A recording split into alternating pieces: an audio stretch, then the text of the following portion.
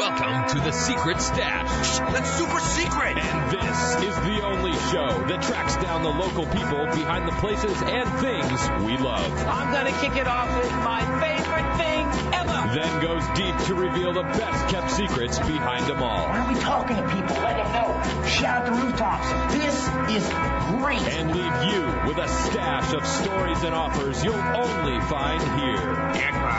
Now, here's your host, Jesse Ibanez. Secret agent man, secret agent man. They've given you a number and taken away your name. What's happening, gang? I'm your host, Jesse Ibanez, owner of the Greenhouse Group, and you in the stash, baby. And we got some cool local people doing some cool local things. And in the hour today, I got you for your noon hour here on ESPN Radio 1700. We're going to cover what the number one question new moms need to ask that no one is asking. We're also going to uncover the most expensive mistake being made in estate planning. That's a little tease right there. The three things that you should be checking regularly in your life plan. We'll say estate plan in this. And then, of course, the one thing that everybody's got to have, bar none, regardless, no matter what. Non-negotiable.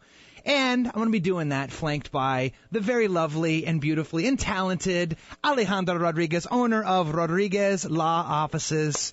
Thanks, Nice Jesse. to have you in the studio today. Thank you so much for being here. I'm glad to be here. I'm glad to have you here because the truth is you be knowing some stuff about what people be needing. And so this is a great gift that you're going to be giving away to, people who may be catching in or tuning in for the first time who don't know about you yet, and sprinkling your infinite wisdom upon all of us. And if you'll allow me, why don't you do a quick intro to make sure I have the luxury of knowing who you were before this meeting. So how would you introduce yourself to someone who's hearing you for the first time? I would say, you're talking about present or past? Sure, present. Let's do present, this. All right. So the only thing that matters is real anyway, right? That's right. So I'm an estate planning attorney. I'm here in San Diego, and I've had my practice since '06. So, damn, has it been that long? Yeah, and I think I met you back in '08. So, that sounds about right. Yeah, so I've been at it for a while, and I'm really enjoying what I do. I love working with people. I love working with families. And just to kind of preface it a little bit, so I used to work for a judge. So after I went to law school, I went to Las Vegas, and I worked for a judge there for 2 years. Where all good dreams go to be hatched. I guess so. Yeah. I couldn't get out of there soon enough. But so I was there for 2 years, and I was working with this judge in the court. Mm-hmm.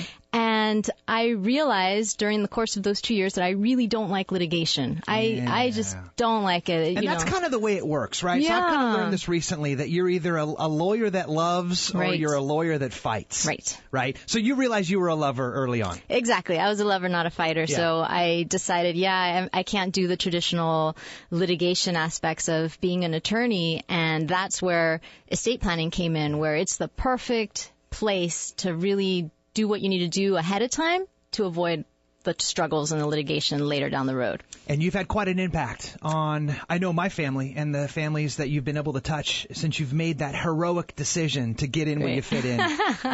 Good. And so if you'll allow me, I want to get, you know what? Sorry, I take that back. All right. There's also someone else in the room that I want to make sure that I introduce. He's not physically here, but his presence is kind of here. Absolutely. And I'm talking, of course, about Justin Gittleman. Justin fuels these segments for us. And if you're tuning in on the YouTube broadcast, which you can catch us always at secretstashradio.com, this show, every other show before it, you'll know that I'm holding up my favorite one of his, which is his cold proof.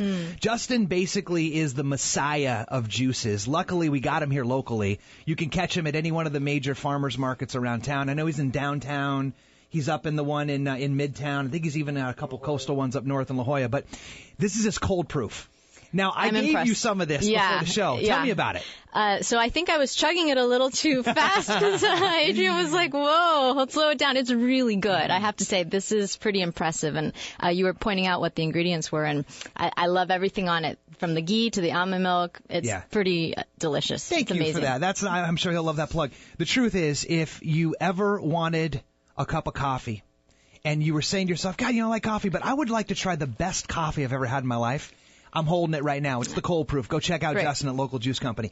So, Alejandra, let me get into this. So, we were riffing about this, and I was basically trying to come from a position of saying, hey, I happen to know a couple things about this space, but what if I was kind of entering into this conversation for the first time? What are the foremost fundamental tenets that you got to be able to pick up to make sure you have as arrows in your quiver moving forward? The number one thing that came up was new moms. Right? So why don't you share with us that in your practice so far, what's the gap you're seeing with new moms right now that you'd love to be part of the solution about? Right. So I think what I see often, and I won't put you on the spot, but perhaps you know family and friends who have done this, where you're a new parent and you're spending all this time researching the best strollers and the best car seats and the best, organic baby food or this and that, right? You're going like overboard. And I think even, maybe not overboard. Maybe, it's supposed to be that way, but Allegedly, right. And so they're doing all this stuff, really trying to be the best parents they can for their kid. Yeah. But perhaps they're not doing the one question that you said was, well, what's going to happen to your child if something happens to you? So I've seen parents who go above and beyond trying to find the perfect nanny, the perfect babysitter, and that's just, you're going to work. You're just not there for a short period of time. You're going to come back to your child, but, they haven't taken that extra step of like, okay, let me nominate a guardian for my child. If God forbid the unthinkable happens and I'm not here, right, who's going to take care of my child? And let's be honest, it's a very natural thing to not want to think about your own demise. Absolutely. Okay. Yeah. So while you're thinking about proactive elements about us spending the rest of our lives together, this is a gap as we framed it. I think kind of appropriately, right? Right. So what exactly is a guardian? So in this context. So in this context, a guardian can be one of two things, or actually both. So the guardian can be of the person, meaning that that's the individual that you've nominated to take care of your child physically, right, if something happens to you. Right. So they're the ones rearing and raising and taking care of your child. Values, environment, structure, all that stuff. Exactly. Yeah. Instilling all the same values and raising them the same way that you would have. You hope. Yeah, you hope, right, knock on wood. Right. So that's one type of guardian, and that's considered a guardian of the person. Okay.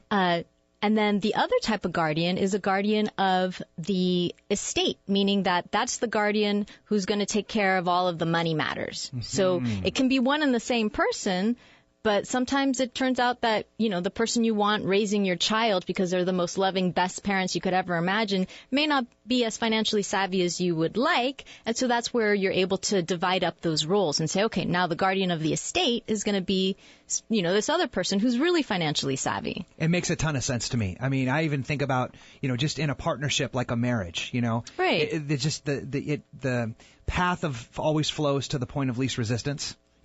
One of them may be stronger at nurturing the child. The other one might be more technical, and that's kind of the bullying effect. So rather than just lumping all that onto one person, which also could be overwhelming. Exactly. For that person too, exactly. So breaking that, I love that thought. Yeah. So then there's temporary guardians. Right. Right? So how is that either similar or dissimilar from the just concept of guardian in this context altogether? Yeah. So the guardian, when we say guardian, that implies that's the person who's going to be taking care of your child for up until they're no longer minors. So that's like the permanent guardian, let's say. So you've made reference to this thing called temporary guardian.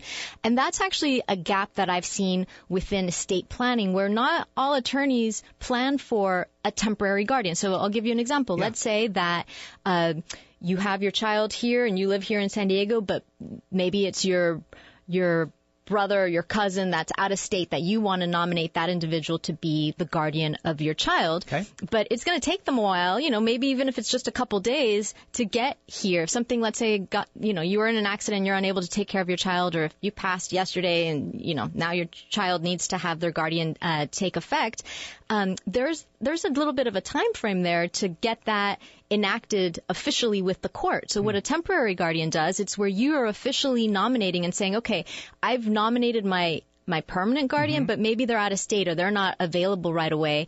And so that's the temporary guardian. So I have my friend or a really close best friend who's here in San Diego. Yeah, I love that thought. And she'll take care of my child until the permanent guardian can come and take care of my child. Yeah, and it probably never hurts to have more people involved in that conversation. Exactly. As well. Right? You don't want too many cooks in the kitchen, but especially in that transitional period. Exactly. Yeah, probably exactly. Right. So how is that similar, or maybe in the same, again, I'll use the word context, for a power of attorney?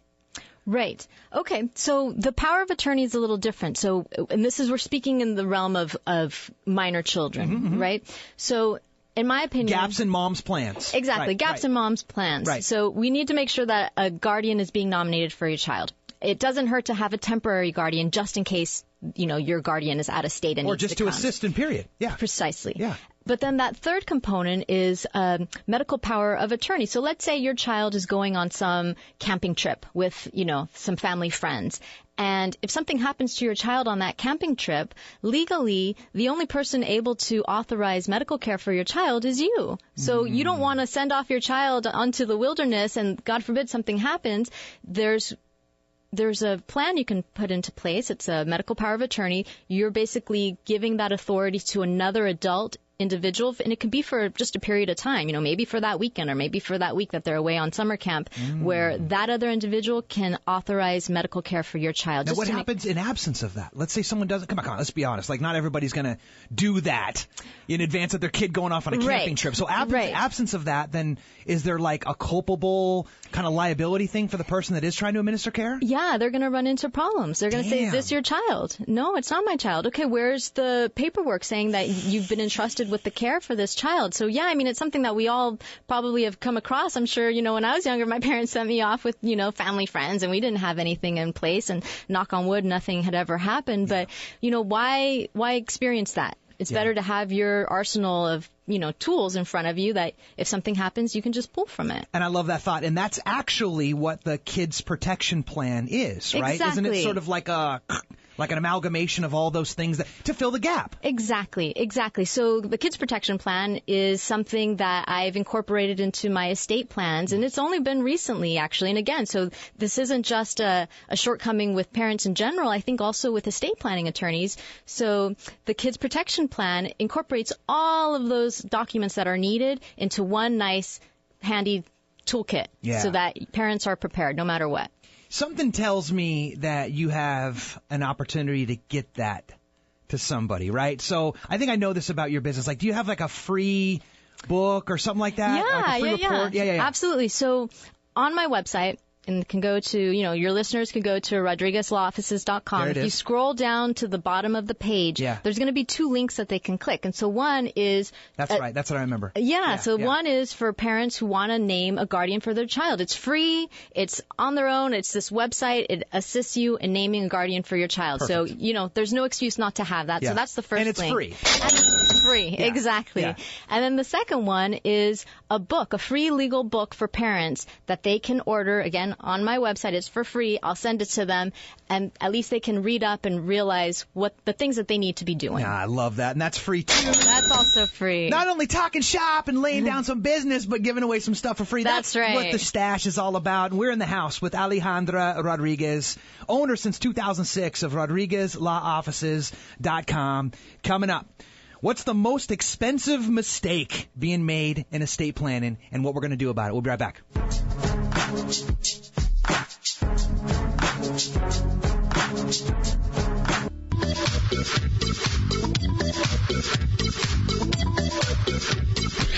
Welcome back to The Secret Stash with host Jesse Ibanez on ESPN Radio 1700.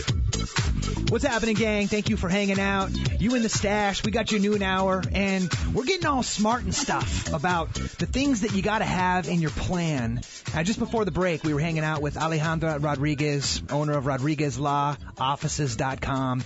And what do you do, Ale? If you could put it into like a little tiny container, what would be the best, a sentence and a half, you could explain what you do?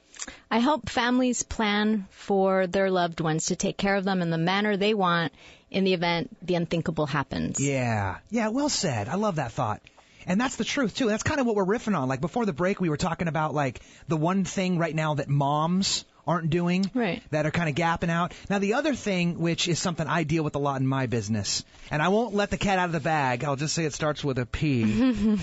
What's the most expensive mistake that's being made in people's life or estate plans right now? So you've been doing this a lot longer than I have. I'm on this job now a total of 15 minutes. You're doing great. What would you say that is? That would be probate. Hallelujah, right? Yeah. Now, come on. Go back a half step now. What in the world is probate?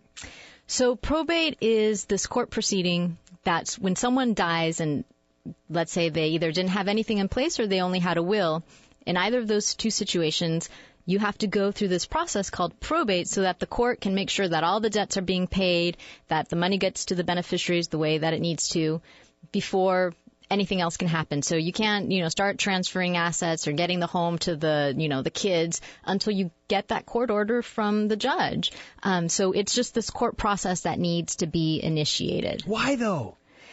Because those are the rules. That's just how it works. I mean, wouldn't it just default to the next of kin?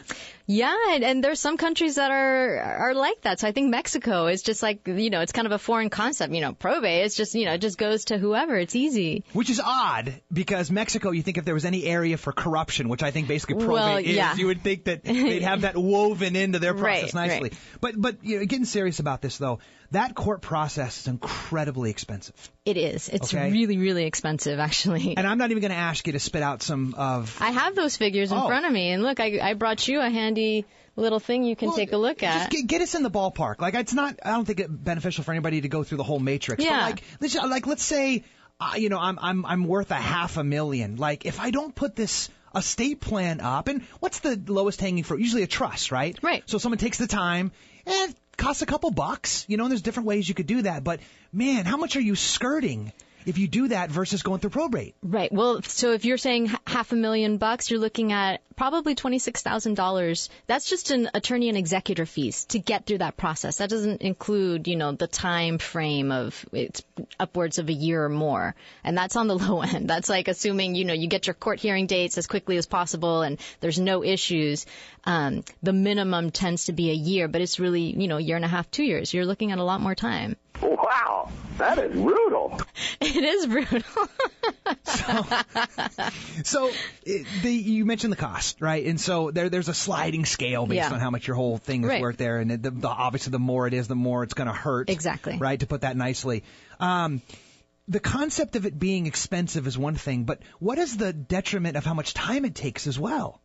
That I think is the kicker. That's the kicker for most families where they don't realize, okay, we just got appointed as executor, we just sold the house, so now what? And it's like, okay, well, we got to wait certain time frames and we need to still get that court approval and we're not anywhere near done. And we're already at a 6-month mark. And what if the heirs don't have the money to take care of the arrangements for death? And, right. I mean, there's all that stuff. They don't care about that, right? Right. I mean, and that's... those expenses get paid first. Those are the primary ones. But if what you're saying is, well, what if there's just not there's just not liquidity in the estate? Exactly. Well, then, everything gets on hold and, family members need to stop pitching in to cover those expenses and then get reimbursed on the back end. And I've seen that so many times. So, it seems really simple just to say, okay, you need an estate plan, right? And I don't want to throw any of the, God bless, and I will bow to the light of the fact that there's a solution for everyone, right? Right. But I can think right now of a couple scenarios where people have tried to just go do this on their own. The do-it-yourself stuff, the DIY. Yeah. And there's probably a lot of smart people that can do that and handle that. But are there any examples that you might be willing to share of how that? Because I can think of a ton. Absolutely. What one rises to the top for you? The one that happened most recently, actually within the last year, I had an individual come to my office and they wanted to just do a quick review of the trust because they said, the uncle had passed away. And so they already had a trust. Yeah. Which is great. And so the guy on the phone kept saying, my uncle had a trust. Everything's ready to go. I just need some assistance in administering it. So he comes into the office. I take a look at it and it was a do-it-yourself. It was from it was a TV personality that sells these types of toolkits. Ooh, and, okay. So I'm not naming any names. I'm not naming any names. Exactly. And so they did their work. I guess they ordered the toolkit and created the trust, and he was very pleased with himself. And this individual had $1 million estate, so it was like a house plus a lot of bank accounts, so a lot of investments. Okay. And so he thought he was taken care of. And so the nephew came in and we were taking a look at this.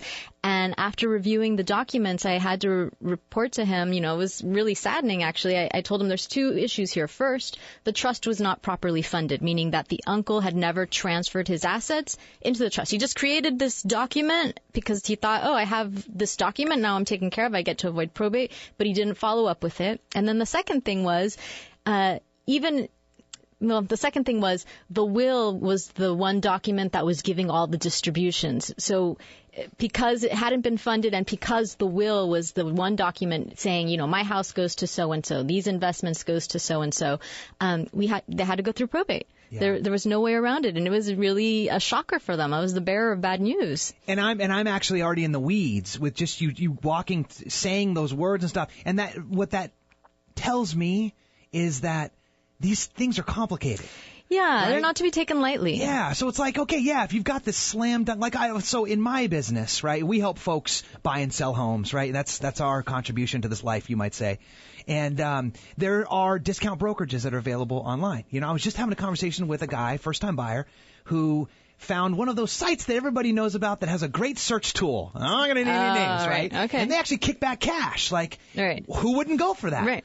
Well, it also accounts for probably the number one lead generation source for my firm, because a lot of people start there, right. especially the first-timers, which we specialize in, and then they realize how horrible and broken the process is, right. and they realize that they're cutting off their nose in spite of their face. So it's like in this case, they're cutting off I might get a grand back nose in spite of their entire experience. Exactly.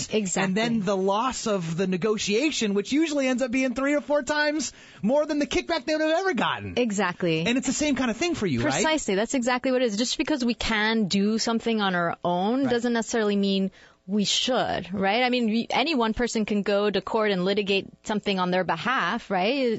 The court system allows that, but it doesn't necessarily mean that you want yourself as your own attorney. I'd rather pay the professionals, defend me. I don't want to, right? So just because we have that ability to do that doesn't mean we should. And I think that's really common, especially with buying and selling homes, estate planning, this whole thing of I'm just going to do it myself. I want to save some money on the side. But in the long run, you're right. The mistake's pretty costly. And in that situation, since he had $1 million estate, he was looking at fees of up to $46,000. So attorney and executor fees, so $26,000 to $46,000 depending. Yeah. I know it would have been much cheaper to just go with an attorney to do a trust, or do their estate plan, And there was another client who, I'm actually dealing with this probate right now. The husband was too frugal, to put it nicely, to spend money on getting an estate plan. And so what he ended up doing was not having anything. He just made an official announcement to the family. All of my properties goes to my wife. He didn't have anything in writing. And because his home was considered separate property upon his death, his mom was still alive, so mother-in-law gets 50% and wife only gets 50%, and now we're here in probate having to go through this whole process. It was, as opposed to had he just gotten even a will, we still would have had to go through probate, but at least the will would have said, everything goes to my wife. Better yet, get a trust, everything goes to my wife, we get to avoid probate. It's so much easier.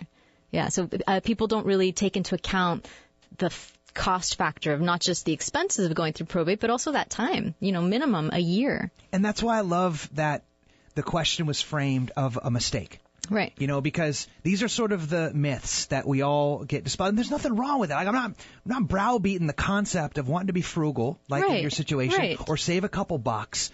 But without the effective knowledge of the short-sightedness, maybe better to say, of what you're really walking into. It's an inevitable thing that we're all going to die. Exactly. We don't want to think about it, but it's going to happen. And it's an inevitable thing that if you're worth anything at all, there's going to have to be a process that ends up going through. Right. And you either have a trust or you're going to get pulled across the coals in probate. Exactly. Because there's 3 options. You don't do anything, you go through probate. You have a will, you're probably still going to have to go through probate. Or you have a trust, you get to avoid probate. The three options, so people can make their choices on that. But I think also, not just, in terms of a cost factor, monetary cost factor, I think the other thing too that estate planning, we tend to forget with estate plans is that, because something I hear often from individuals is that, well, I don't have anything, I don't really need to do a plan, right? I don't own anything. Well, and that's not true. One, if you have children, your children are the most, you can't put a price on that. They're your most valuable asset, so to speak, that you have. So you better be doing something anyway.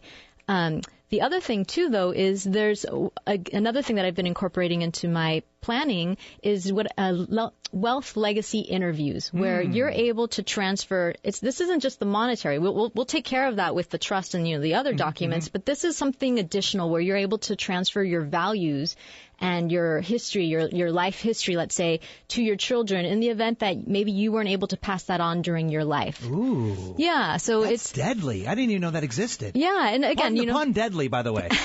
Deadly in the good way. And I'd love to riff on that. Okay, are you already seeing why we're so blessed to have Alex in the studio? Alejandra Rodriguez, owner of RodriguezLawOffices.com. And you're actually right over in Hazard Center, right? I am, yeah. Yeah. So we're going to be able to check her out. And coming up, there are 3 things that you are not checking in your estate plan. I think I'm guilty of this as well. And luckily for you, we're going to share what those things are right at the other side of the break. We'll be right back.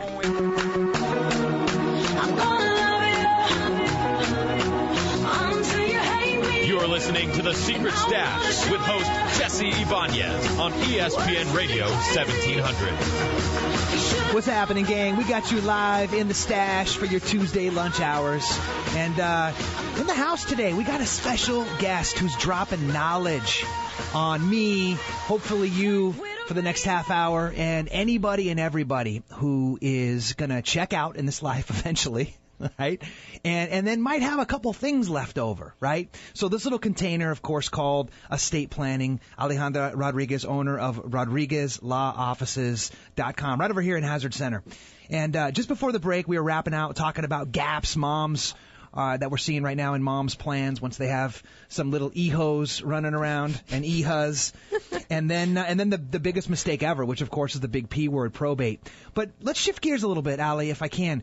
Let's say that you actually got one. Okay, let's say you put up a couple bucks, you sat down with a professional much like yourself. Got an estate plan or got a trust in place, an estate plan, all the... Sure. Whatever was the prescription that was right for them, right? So let's say you actually got that. And there's a big but, because a lot of people tend to think that that's it. Right. Right? And I'll even start off by asking, what do clients say, after they actually get one? What's the feedback you get most often after they've actually done it? I think the biggest thing is that they're surprised at how accomplished they feel, that peace of mind of inevitably a client always says, I'm really glad I got this taken care of. That was less painful than I thought it was going to be, and it's great. So, it was an easy process. They got it taken care of, and it's just that peace of mind of knowing I did right by my loved ones. I got this taken care of. Hey, I know that was definitely true for me. It's kind of like you're living on the edge. You're living you're living crazy. Right. You're living on a little bit of borrowed time there until you know that your heirs are taken care of. Absolutely. In the unforeseen event. Yeah. You go out and get hit by a bus, right? So, so let's say you got one. Now, we don't have all the time in the world. So let's see if I could distill this down and kind of put you on the hot seat. What would be 3 things that you have to make sure that you're continuously nourishing and maintaining within that plan so you don't get left out? Right. And I think that's a little bit of a myth that people have of I do it and then I never have to look at it again. And that's actually one of the biggest things that I try to dispel. It's like, okay, well, now you have your plan in place, so now you got to make sure that it's meeting your needs. And the way you do that is in the event that there's some sort of a life event that happens. So if there's a new birth in the family, if there's a death or a divorce or anything that, makes you pause and go, oh, that kind of changes things for me. That's probably a good time to revisit your estate plan to make sure that you've updated it accordingly, right? So what if the individual you named as the trustee of your trust or the executor, your agent under your power of attorney, died? They're no longer, they moved out of state or they're just not available. Well, that's kind of a trigger for you to say, okay, I need to revisit and update accordingly because now they're not available. Or maybe you had a falling out with someone and now they're not the person that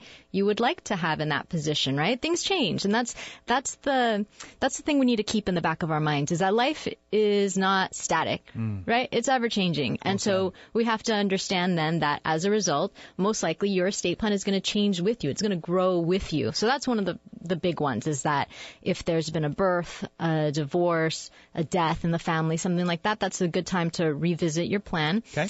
Another one would be if you've acquired new assets. Right. That's what I was thinking. Yeah. So let's say you purchased a new home or you got another, rental property on the side or you purchased, you got a new life insurance policy. So you had your trust, and now you have these additional assets that you didn't have at the time that you created your trust. Well, you're going to want to make sure that those assets make their way into the trust, so that you've either, if you purchased a new home, that you've transferred that home into the name of your trust, or if you have a life insurance policy, that the trust is listed as, a beneficiary under that policy. So there's a lot of different things that we kind of need to keep in the back of our minds as we go through life, and we keep acquiring assets in our bucket of things, right? Yeah, check. So changes with the human capacity, right? Changes with the financial capacity. So what's the third one? The third one is, it doesn't fall maybe as neatly as the first two, but it's also just super important, just beneficiary designations, because there's a lot that's a loaded word. That's a loaded word, it is. But there's a lot of assets that we have that could potentially avoid probate if they're structured correctly. And so life insurance policies are a big one. You could have a $1 million life insurance policy, and if you've set it up correctly, there's no way that policy would ever get to probate. But what you have to do is you have to make sure that you've listed your beneficiaries. And that's so common that, people have this policy and they're like, oh, I've listed my estate as the beneficiary of that policy. It's like, okay, well, now you basically have given yourself a one-way ticket into probate court. And you want to avoid that. Could you imagine how painful that would be if you did everything right with 90% of your thing, and then there was that, and then you still got it? Exactly. Yeah. So keeping an update. So, as I'm thinking about this right now, like for our clients, we like to annualize conversations at a minimum. We call it the annual review. Like, hey, how's your rate doing? How's your mortgage rate doing? Is your home gone up or down in value, right? When is that going to spawn any conversation around that? And then, just checking in on the whole financial picture. Is like, are there any things you want to be doing and working on with your money right now? So is there a time of the year that tends to work better than others for you to have this conversation? I think there's a definite uptick with around tax time, because people are already like taking care of all of their business during that time anyway, and so you're already getting your affairs in order when you go see your accountant. And that's a good time to say, oh, I have this additional asset I had forgotten about that I acquired in the last year. I better make sure that's in the trust. Right. So even if it doesn't entail like visiting with your attorney, although that's a good time to do it too. But even if it doesn't entail that, at least in the back of your mind, do that mental check of like, okay, what has changed? Do I need to like update anything? Do I need to make that visit with the attorney or not? Because there's some things that, nominating a beneficiary designation on a life insurance policy, that's something that you don't necessarily need your attorney's assistance. You can just do that directly with the life insurance policy. So, you just have to be active. You have to be an active participant with this trust. It's not going to work itself unless you maintain it.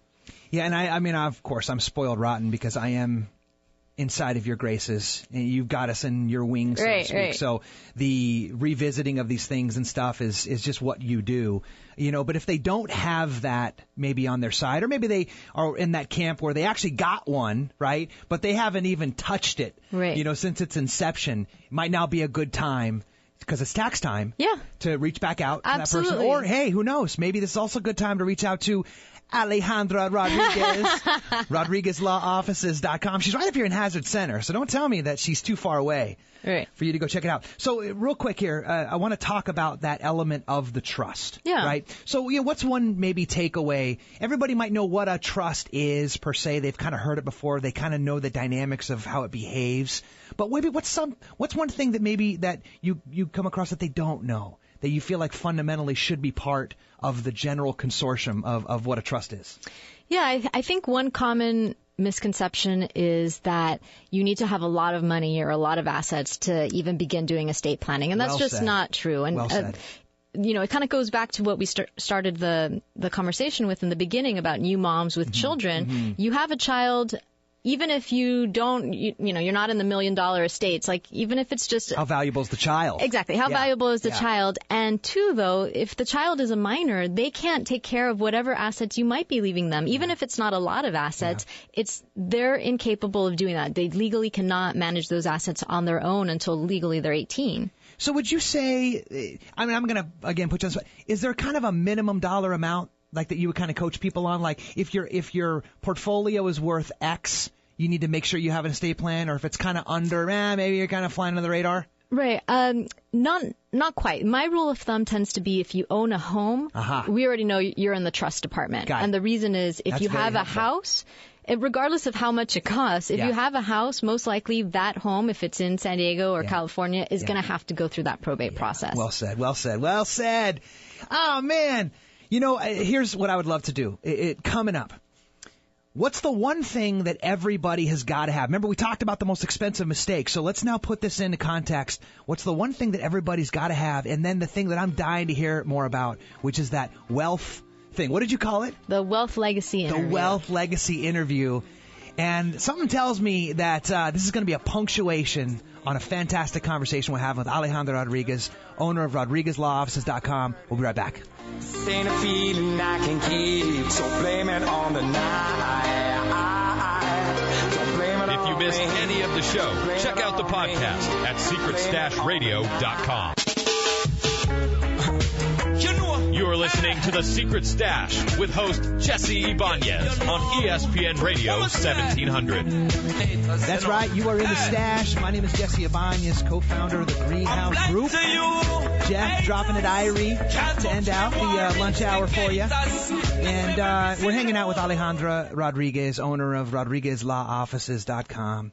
And we've been having a phenomenal conversation about, you know, things that you might maybe not find the most entertaining topics. You know, definitely don't want to burn quality bro time or sis time, you know, rapping about this stuff. But this is important stuff. And so gaps with moms, right? We laid that down. Biggest financial mistake. And trust me, you're making it already if you don't have a trust already in place. And then we laid down the 3 things, if you actually have one, how to update them. I want to end and bookmark this with that conversation about the, what did you call it, the wealth legacy interview? The family wealth legacy interview. What's that? That's got the coolest name ever, just for starters. It does, huh? It just piques the interest. So basically, it's an opportunity for individuals, and especially parents, to pass on the non-tangible wealth that they have. So that's family histories, that's their values, that's what they hope to impart on their children or to their loved ones. And, you know, even in this age of like social media, and I'm sure, you know, Jesse, you're all over the place, you know, on YouTube and your videos, but perhaps you haven't taken the time to, you know, give a message to your daughter of like, this is what I want you to know. This is what I want you to take away from me, if nothing else. And I think that's something that tends to be lacking, right? We just don't think about it. And so what vehicle does that come in? Right. So it's something easy. It's just, you know, I get a video camera. I have my clients in my office, and so this is on, you know, the last day. And again, this is optional, but a lot of parents want to, you know, take me up on this. I give them a list of questions. So I have sets of questions that they can choose from. So whether it's, you know, what I want my children to know about them, what values I want to impart, family history, if you have pets, or, you know, there's a broad range of sets of questions that they can choose from. So they grab a set of questions, and then I ask them the questions, and I'm recording these conversations, and inevitably tears are flowing. I was going to say. Yeah, it's powerful stuff. I mean, you wouldn't think about it, but when you're put in that situation and you want your loved ones, you know, I want you to know this, or, you know, maybe I never got around to telling you this, but you know, what if something happened to us yesterday? How many of us could say, yeah, everything that I have ever wanted to say to my loved ones, I've said it. And this is hot off the press because I'm actually your client. And you are. It's a new thing that I've been implementing. This is brilliant. It's huge. It's huge. It's like a time capsule too, is it not? Absolutely, absolutely. Because I think one of the things that I'm seeing, again, we're speaking of shortfalls, you know, with our planning, right. And you know, attorneys are also, you know, guilty of this. We're so focused on like, okay, let's pass your money, let's pass your home, your wealth. And it's like, okay, well, you know, in the big scheme of things, that's not really that important for that's not the most important thing to a lot of people. The most important thing is your values, the stories that you have that you want to share with your loved ones. Yeah. And so this is a great way to pass that on, kind of like that institutional knowledge that you're passing on to future generations. Well, it's interesting too, because you think about the concept of history. The derivation is his story. Right. And that's what we've done, you know, with the elders, with the intellectuals ever since the beginning of time. And so what happens to that story if it's broken abruptly? Exactly. Brilliant. Exactly. Yeah, I love that. That's phenomenal. Thank you so much. Families really appreciate it. So we talked about, trust. We talked about power. And everybody's got to have at least a power of attorney. Would you agree with that? Exactly. If nothing else, nothing else, you need to have a power of attorney. And just the practical implications are huge. So there's two types of powers of attorney. There's for financial and there's for health. Right. And from the financial aspect, what if, let's say you really owned nothing. You had one checking account and it had $500 in there with nothing else. So, okay, fine. In that situation, it's a falsity to say, I don't need to do estate planning. Yeah, you do. You need to have a financial power of attorney. What if you got hit by a car yesterday and now you're in the hospital and nobody has access to that one checking account that's just in your name? Who's going to be paying your rent? Who's going to make sure that your student loans are getting paid, that you're not going into default, that the creditors aren't coming after you? If you're incapacitated and let's say you're in a coma for a month or, who's going to do that for you? You're up the creek, right? Well, I've got an idea, and it's the beautiful young lady sitting across from me right now. Luckily, I'm already in your graces. But That's if right. you're meeting her for the first time right now, thank you for hanging out for the last hour and getting to know Alejandra Rodriguez a little better. You're going to be able to catch her at RodriguezLawOffices.com. And by the way, such a generous gift. If you happen to catch this show and you want to talk to her about any of the things we talked about today, she is giving away $750, which is basically what you charge for the fee of sitting down and doing all of this for them for free.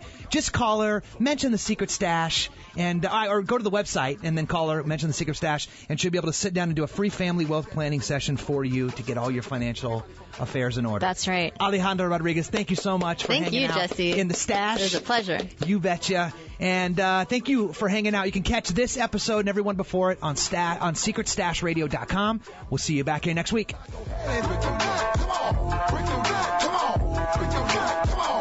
Thanks for listening to The Secret Stash. If you missed any of the show, check out the podcast at SecretStashRadio.com. And we'll be back next Tuesday at noon right here on ESPN Radio 1700.